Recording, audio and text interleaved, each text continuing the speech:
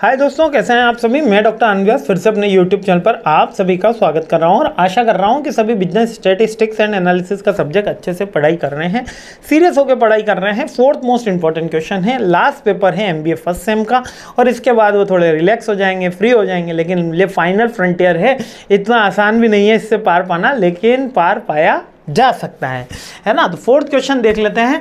ये क्वेश्चन भी कभी न्यूमेरिकल और थ्योरी दोनों में अल्टरनेशन में आता है, तो ये क्वेश्चन आपको देखने को मिलेगा।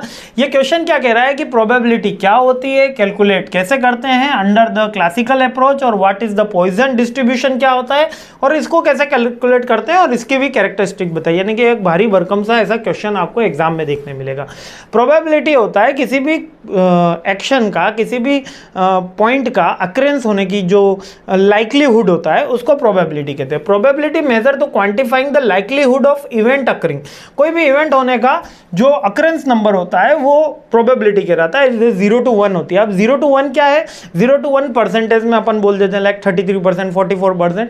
बट जब हम स्टैटिक्स में सॉल्व कर रहे होते हैं तो प्रोबेबिलिटी मैक्सिमम 1 तक आती है ना। अगर 0 आ रही है तो इसका मतलब वो इम्पॉसिबल है, और 1 आ रही है मतलब 100% आएगा ही आएगा। लाइक कि एक कॉइन उछाला, एक बार टेल आया, है ना।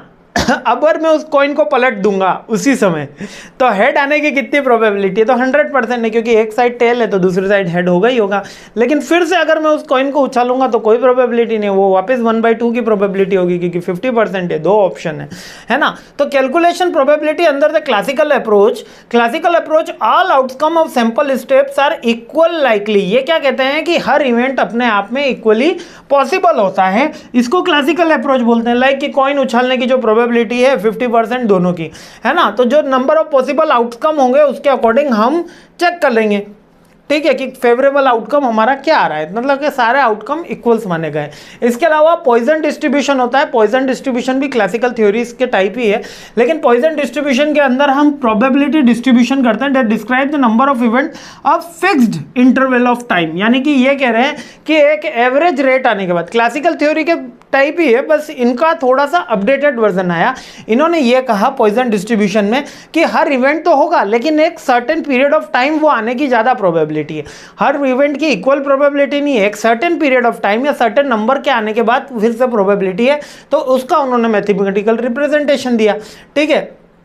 अपने जो क्वेश्चंस बनने वाले हैं वो पॉइजन डिस्ट्रीब्यूशन से ही बनने वाले हैं। क्लासिकल अप्रोच के कम से कम वो कॉइन वाला मैंने कहा कम अप्रोच होती है। कैरेक्टरिस्टिक्स क्या होते हैं? डिस्क्रीटनेस होती है, नॉन नेगेटिव वैल्यू होती है, यानी कि हमेशा कोई ना कोई वैल्यू इसके अंदर होगी, 0 से ज़्यादा ही होते हैं। ये इंडिपेंडेंट होते हैं। इंडिपेंडेंट यानी कि कोई भी इनमें डिपेंडेंसी नहीं है, लेकिन एक कॉइन उछाला, फिर से कॉइन उछाला, तीसरी बार कॉइन उछाला, चौथी बार कॉइन उछाला, तो हर बार इंडिपेंडेंट इवेंट होता है, पहले डिपेंड कुछ लेना देना नहीं होता। तो पॉइजन मेमोरी लेस प्रॉपर्टी होती है, यानी कि इसको कोई याद नहीं रहता कि पिछली बार क्या आया था, अब क्या आना चाहिए।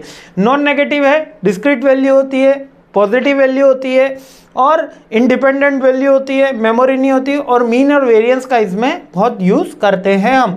एवरेज पैरामीटर में मीन और वेरिएंस का यूज किया जाता है, ठीक है। बस इतना ही अपन को याद रखना। देखो बहुत सिंपल है पॉइजन और क्लासिकल अप्रोच। क्लासिकल अप्रोच में इक्वल प्रोबेबिलिटी माना था, पॉइजन डिस्ट्रीब्यूशन में क्या कहा कि एक सर्टेन टाइम में आएगा और इंडिपेंडेंट होता है, मेमोरी लेस होता है, बल्कि एक सर्टेन टाइम है, ठीक है। और इसमें कुछ इसके फॉर्मूले भी आपको याद रख लेना। डिस्क्रीटनेस वैल्यू होती है, नॉन नेगेटिव वैल्यू होती है।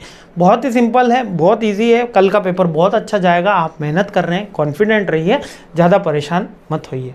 जय हिंद।